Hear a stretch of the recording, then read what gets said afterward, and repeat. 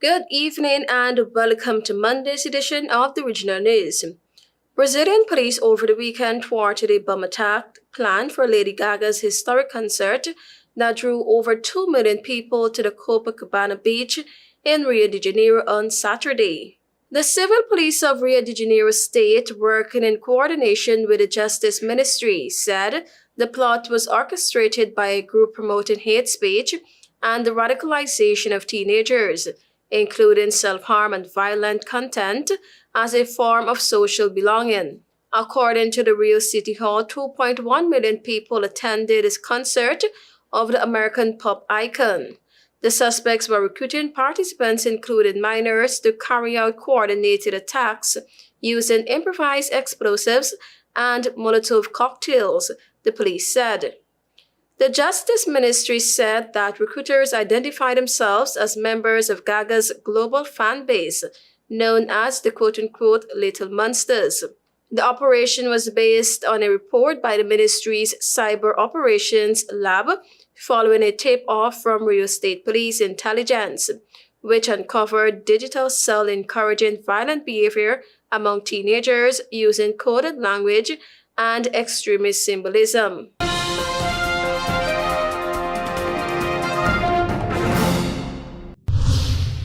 Moments after 32 members of our government were sworn in at President's house, and with most of her cabinet seated behind her, Prime Minister Kamla Prasad Bisesar announced that our first priority would be to dismantle the Trinidad and Tobago Revenue Authority, TTRA.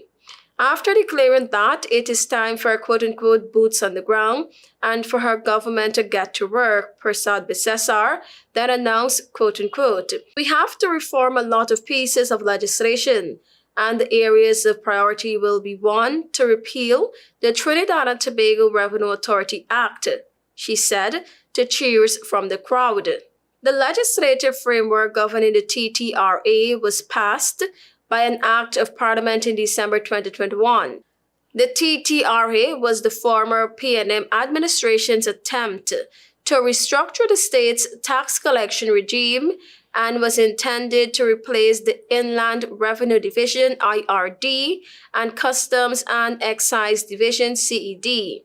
And it was touted as a major asset in generating funds for the state.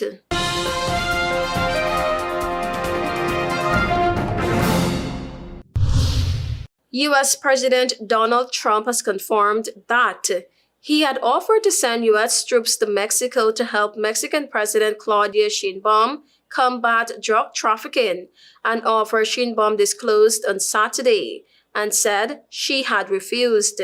Trump, speaking to reporters aboard Air Force One as he returned to Washington from Florida, said he had made the offer because the drug cartels were quote-unquote horrible people who had caused thousands of deaths.